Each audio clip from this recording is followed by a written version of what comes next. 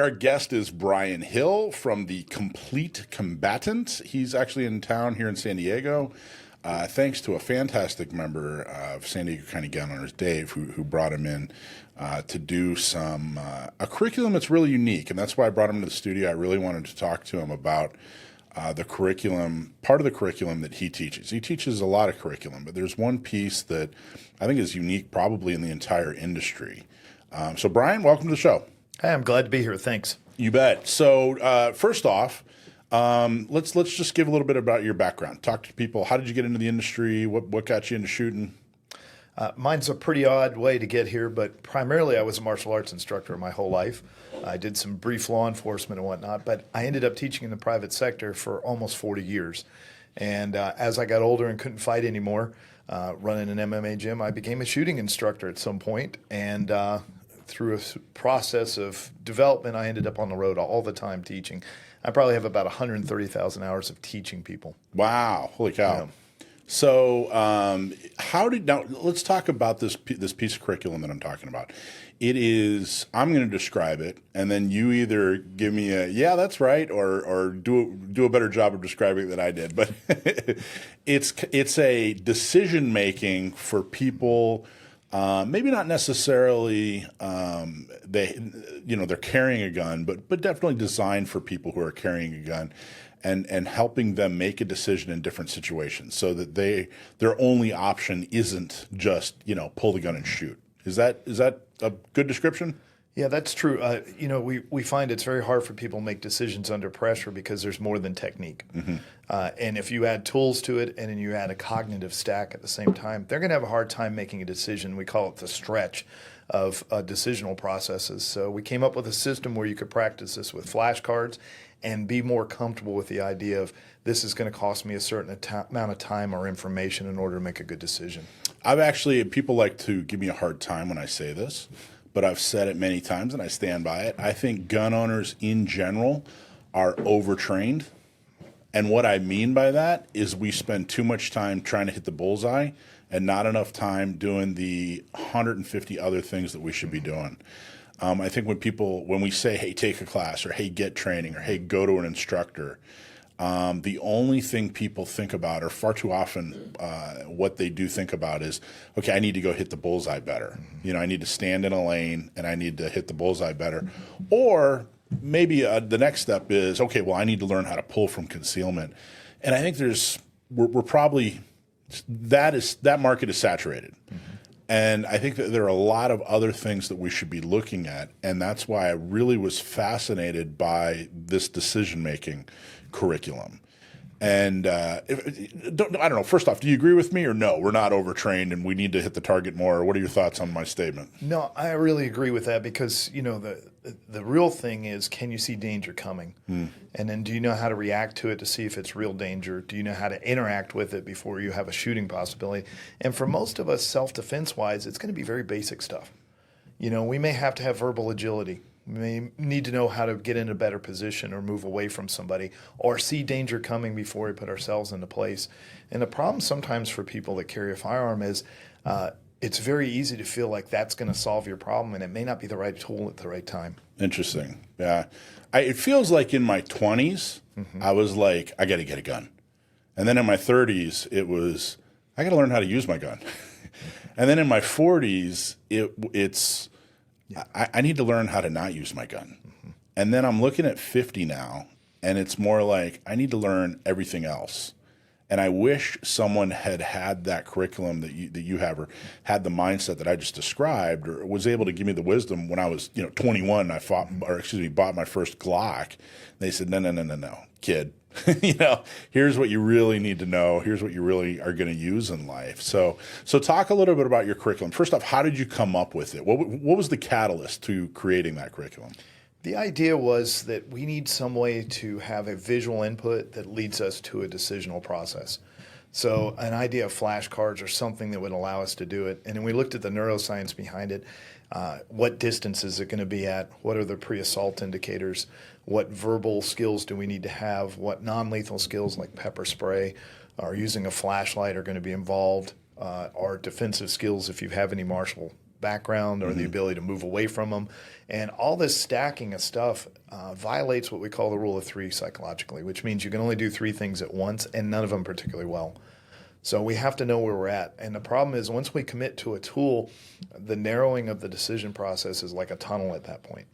So how do I talk to somebody? My friend Claude Warner said that every gun owner should read Dale Carnegie's work. Yeah. How to make friends. Yeah, how to win friends and influence people, right? Because a lot of talking comes into play. In law enforcement, large majority of your work is giving services to people who don't want it. And that's really what that self-defense is at its heart, is being able to either deselect yourself by your behavior and your pattern, or to be able to de-escalate whatever's happening, or to put yourself in such a position that the fight's not worthwhile, or if the fight does commence, that you could actually really be able to win and then know what to do immediately afterwards. Interesting. There's a whole bunch of stuff to do after the fight, too, that's equally important. But we always want to talk about the tool, which narrows the process. So how did your background lead to this? And what I mean by that is a martial arts expert came up with this. You know, why didn't an attorney or a cop, or, you know, there's a lot of different or a Navy SEAL or whatever. You know, there are a lot of different backgrounds for people who are firearms instructors who come up, you know, in the Second Amendment world. What about you being a martial arts instructor led to coming up with this curriculum? I did 7 years of force-on-force training out of my gym. And it led to the idea that people really need this, but they're unlikely to seek this training because it's so difficult. You know, it's hard on them. But if we could get them started on this process and give them a chance. But to be a good force-on-force instructor, you need to be a legal expert. You need to be a martial artist. You need to be a shooter. You need to be a psychologist. And then you need to have verbal agility. And those are the things we kept seeing that needed to be done with people. I was really hoping, and my wife did a large majority of the work on one side of this to really build this program, is that we would be able to get people to step forward and audit their skill sets, at least have a way to practice. In the gun industry, I'm a big dry fire proponent. Well, this is dry fire for self-defense. Interesting. And dry fire for self-defense. Is that like on your website? No, but it should be. I know, right? I think somebody write that down. Somebody write that down. Dry fire for self-defense. Yep. So when you said it's hard. It's hard. You know, it's not hard on their joints. You know, it's not hard on their circulatory system. What do you mean it's hard? To describe that. So, you know, oftentimes the way we look at a situation is we see the outcome of it, and therefore we judge how we would do in it. But when the outcome's uncertain, then the ego gets involved. Yeah. And you're never quite sure. Like, you're never going to have a perfect self-defense encounter. You're going to make mistakes along the way. So when people come to force-on-force or image-based decisional drills, they feel how they don't make decisions well or where they're lacking. So in other words, we see some kind of video, some security video or whatever, somebody with their iPhone got video of some kind of defensive gun use or some kind of self-defense situation, and we're all experts while we're watching that video because, you know, we're all, you know, what are they, we're Monday morning quarterbacks, yes. You know, when we're watching the video. But when you're in it, it's a whole completely different world. I was watching, I mean, it's occurred to me a lot, my number one fear, and I'll tell you my number one fear of being in when I think about being in some kind of defensive situation, especially a defensive gun use situation, my number one fear really occurred to me when I was watching. We interviewed the folks who stopped the shooting in Michigan at the church. I don't know if you kept up with that.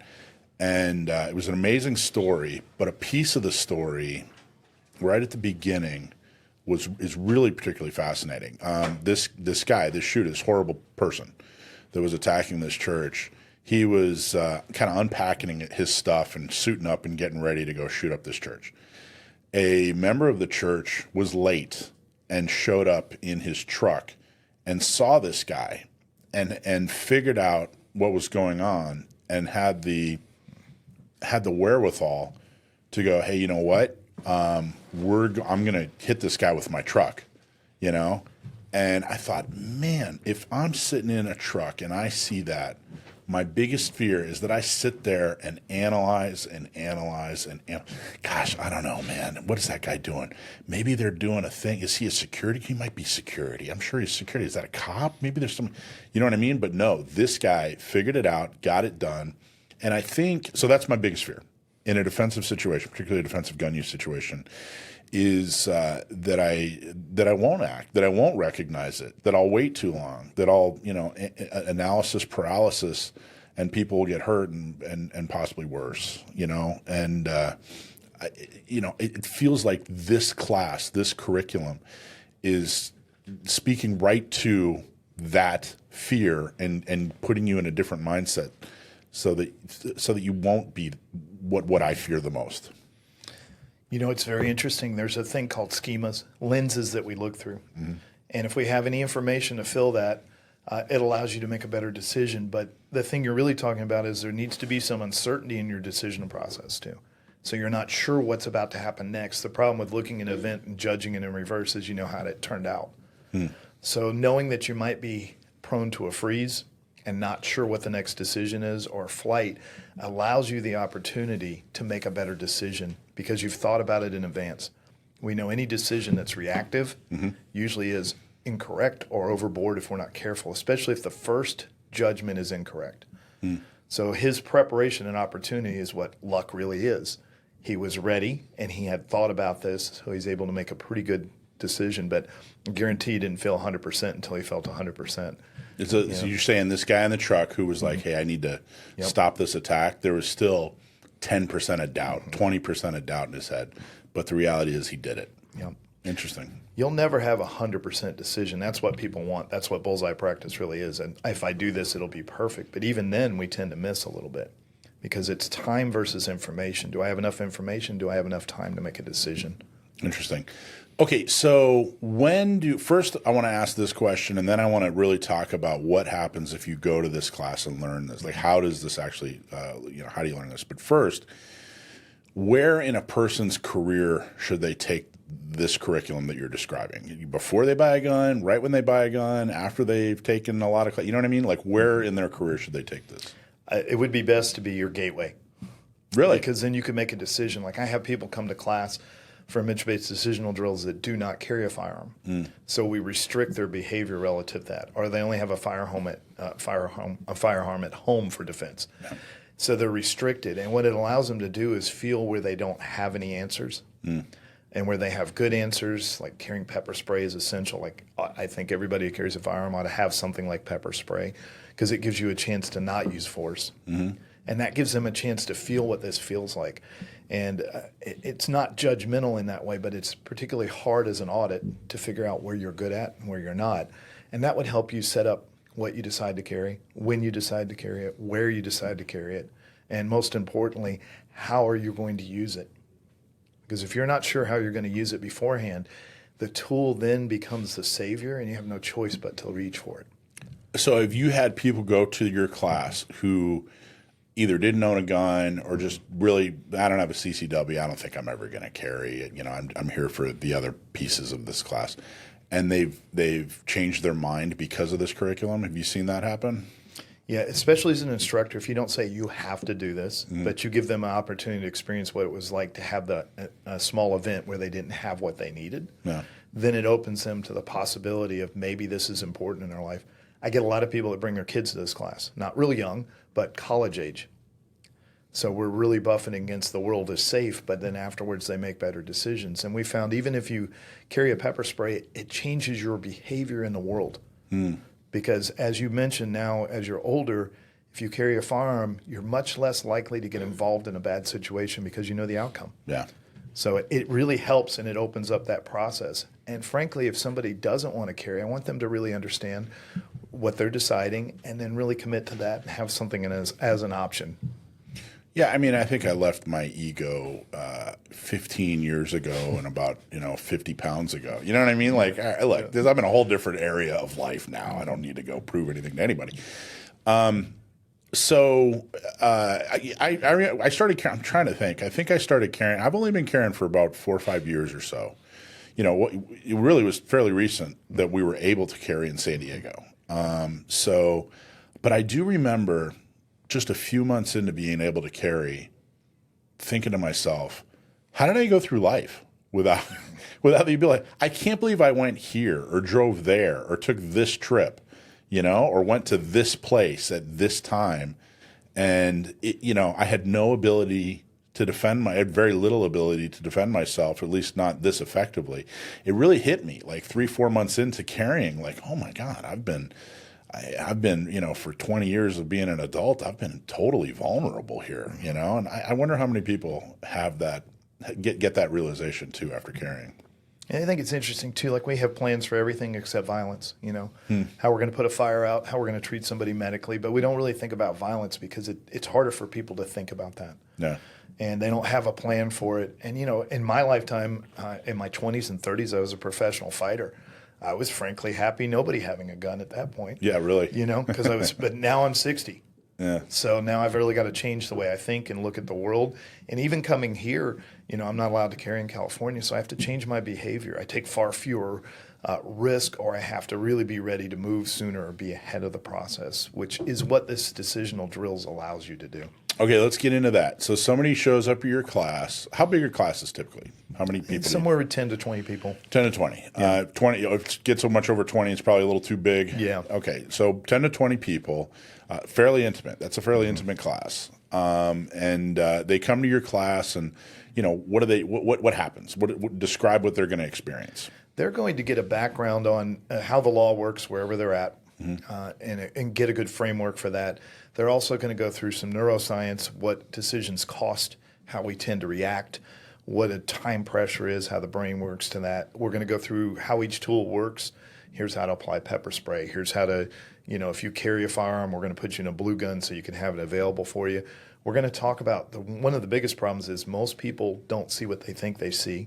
We get all sorts of mental distortions when we look at an image, especially if it steps outside of what you're accustomed to. Talk about that a little bit. I think people underestimate that. And I actually have a real brief story about it, but talk about what you're describing. So several things happen. Time dilation is one. It's going to feel fast and slow because it means you're fully present and processing. But you may transfer the color from the wall to the person. So you're wearing a black shirt and there's a tan wall. You'll be wearing a tan shirt. You may only focus on the weapon and see nothing else. If they're, say they're outside of your race, you may not be able to recognize them again because you have a classification in the way they look. Eyewitness testimony is very seldom reliable unless it's conducted in a cognitive interview with an expert, because what you think you see and what you see are not exactly the same thing. I don't think people realize how extreme that can be. I don't think people really truly, unless they've experienced it, know how much your mind can change what you're seeing or what you remember you saw. I mean, it doesn't change what you're seeing. You see what you see, but it changes what you think you saw, and what you remember. The narrative you saw. of it. Yeah. Then you'll narrate it and put something in there that may not even exist.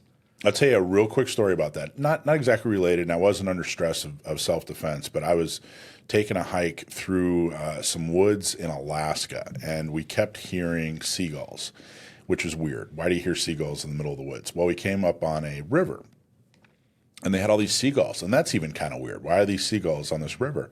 And I remember looking at this river and thinking, oh, man, it was crystal clear water. It was beautiful, beautiful, pristine, crystal clear water.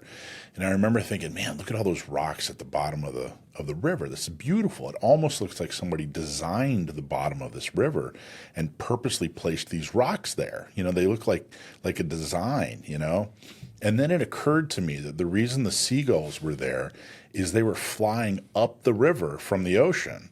The river was flowing into the ocean, and those rocks were salmon. And they were going upstream, and that's what they go upstream and then breed and then die, and then the seagulls eat them. So I'm sitting there looking, and then once I realized that they were salmon, they suddenly looked like salmon.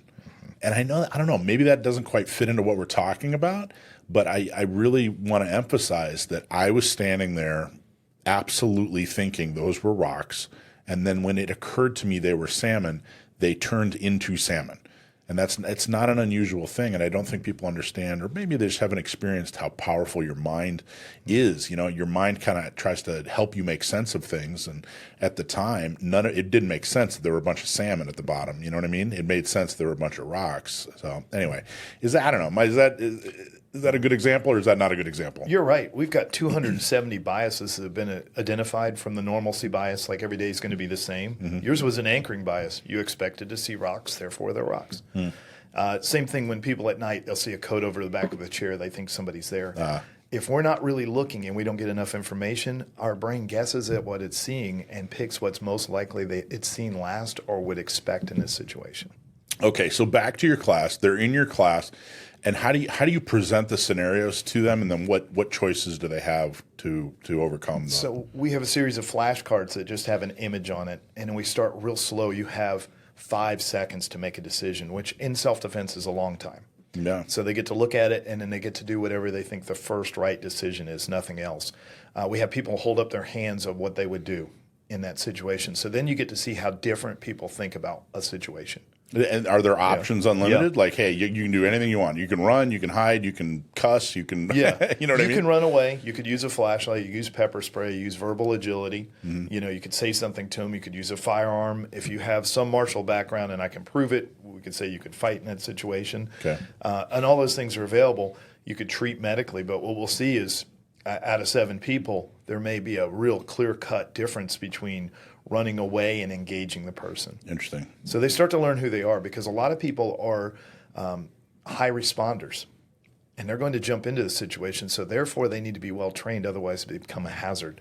Some people are low responders. They may be better trained standing off and witnessing what's happening. So we get a feel for what their personality is relative to crisis. And I'm sure they learn about themselves. So is it it sounds like there aren't necessarily a lot of wrong answers. It sounds like there's a lot of subjectivity, or are there right and wrong answers here? Oh, there's right and wrong answers. You know, occasionally you'll see a card and it's not really a force card, but you'll see somebody holding up a pistol. Oh, really? And to be honest, a lot of that, people that come in the self-defense area usually have suffered the trauma of defending themselves already. So now it's post-traumatic stress disorder that we're dealing with. And what we're looking to is to build their strength back so they can walk freely and not be victimized by their fears anymore. Wow. But if they see a card and it triggers a fear, then they may really overreact to it, which is a great thing for us to learn, that sometimes we overreact and when they're looking at other people. And then as time goes on, we add more decisions to it. You'll have multiple decisions, you know. You talked to this person and you moved away, or you used pepper spray and you called the police. You know, you have to use your phone. All that stuff really helps them grow so that they can put all these series of decisions in a bigger folder. Gotcha. Okay, so what I want to do is actually give a demonstration of what people would do in the class with the flashcards. So guide me. What do we do? So we're going to do 2 cards on this. One is a scenario card. It tells you where you're at or what's happening around you. So this one's in your home. Okay. This is your home, and you can consider it in different rooms. Are you alone? Do you have family or friends present with you? Do you have a dog? All those things. So I'm going to leave that where you can see it. Okay. But it just looks like this, guys. It's just a card. Hold that up for just a second. So in your home, consider the scenario in different rooms. Are you alone, family or friends present? Do you have a dog, etc.? Okay. Good. Now, I'm going to show him the card in just a second, and I'm going to give him 5 seconds to decide how he'd react to this. And I have any option. Like I can anything say, you can do. I'm going to tell you exactly. So I got 5 seconds. Yes. All right. I'm a little nervous. Don't look at the screen, because Okay. that'll give you a big option. Okay. I'm going to show it to them so they can see. Not looking. Not looking. All right. Now, All right. you see this at your home. What do you do? Am I allowed to ask questions? I need to react right now. What would you do if you saw that at your home? So I'm outside of my home and he's outside of his home. I think I would yell something to him like, "Hey, what are you doing?" Okay. And then I would probably go into like step 1 of drawing from concealment. I don't know if I would draw from concealment yet, but I think I'd have my hands staged, you know, and maybe one out like, "Hey, what are you doing?" and the other one staged getting ready to clear a garment. I think that's what I would do in that situation. Okay. Can you describe him? He had a gray sweater. He had a black ski mask. I couldn't see the front. He had a red crowbar, and I think he was wearing jeans. All right. So you did a really good job. You can't actually see the jeans. No. So that's something you added a little bit I added to. that. Yeah, I can totally, in my memory, without looking at this picture, I see jeans. Yep. Interesting. So he filled in the image that you guys saw. If you look at it, it cuts off. Yeah, show that up there. It cuts off right at the bottom of this. Now, things that he did really well, he knew it was a red crowbar.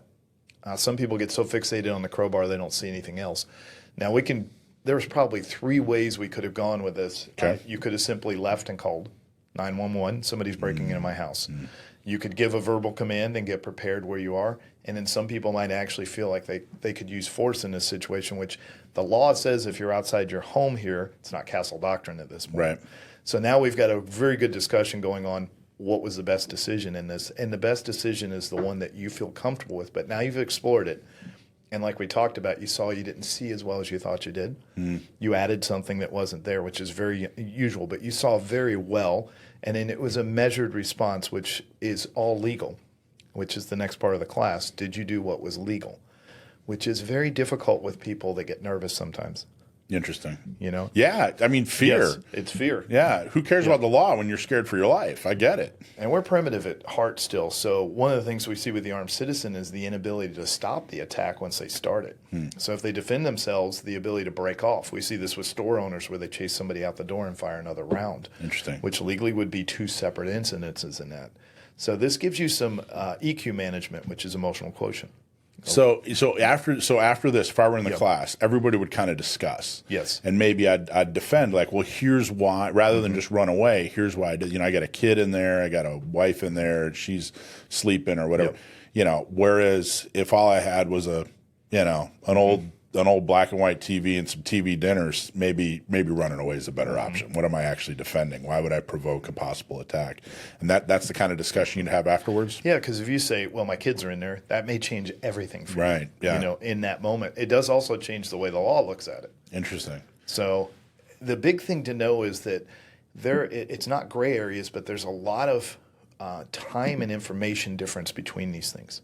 It's not certainty. You can't, when you say, I will do this, you've trapped yourself forever. You know, like if somebody says, if somebody breaks into my house, I will shoot them. But we know that a lot of people break into your house that aren't bad people. The neighbor has Alzheimer's. Your kid went out to meet up with their boyfriend or their girlfriend, and now they're coming back into the house. And what it does is keep the mind from being so certain it's going to always do this because it won't consider anything outside the fact. In fact, it may actually see what it wants to in that moment and then commit you to a decision that you might not find defendable afterwards. That's fascinating. Brian Hill with the Complete Combatant. Talk about the class that you're actually teaching here in San Diego this weekend. Just touch on that. What's the minute elevator speech on what that class teaches? So it's deliberate coaching. It teaches you how to coach instead of how to teach a curriculum. It teaches you all the things that I'm showing here and talking about, but how people work psychologically, how physiology affects their tension level, because tension is prejudgment of the outcome with a correction you don't need, and how to technically do skills and how to get people to perform at their highest level and to grow as a shooter much quicker. The problem is we really pigeonhole people in this is the only way to do it, but what we really have to do is develop a teaching ability so that we can make corrections immediately based on a clear goal, being present, having a feedback loop, and then challenging them level to their personality level of risk, aversion, or risk taking. That's amazing. You know, this is all so well thought out, and you are so well spoken. I'm going to ask you for a book recommendation. What's a book recommendation you think that gun owners should read? What's something you've read either recently or not so recently that you think would help change people's lives for the better? The easy one is Gavin DeBecker's Gift of Fear. Okay. Start with that one. The other one is Flow Science by Stephen Kotler, which is the art of flow. That's a good place. And The Confidence Game. The Confidence Game? Yeah, it's all about self-image building because we find in self-defense that how you think about yourself is how you relate to the world. Excellent. Okay, great. Well, if people want to learn more from you, want to take your classes, where do they find you? It's thecompletecombatant.com. I'm all over social media too, Instagram, Facebook, everything. But just go there, and there's a whole page called Recommendations and Attributions with every bit of source material I use in the class. Great. Anything else? Anything else you want to make sure people know? It was an honor to be here, and I appreciate you. Yeah, man, that was cool. I really, truly am fascinated with the universe of curriculum that you've come up with and that you're teaching. And like I said, it falls right into line with two of my existing beliefs. One is that we're practicing marksmanship too much, and there's a whole other world of stuff we need to learn. And two is my biggest fear is that I won't react properly in defensive gun use situations. So you're nailing it, man. Thank you so much. Appreciate it. Great. There you go. Brian Hill, The Complete Combatant. Hey, thanks for watching Gun Owners Radio. I hope you loved that clip. Don't forget to like, subscribe, comment, and follow us on social media. And check out our website at gunownersradio.com.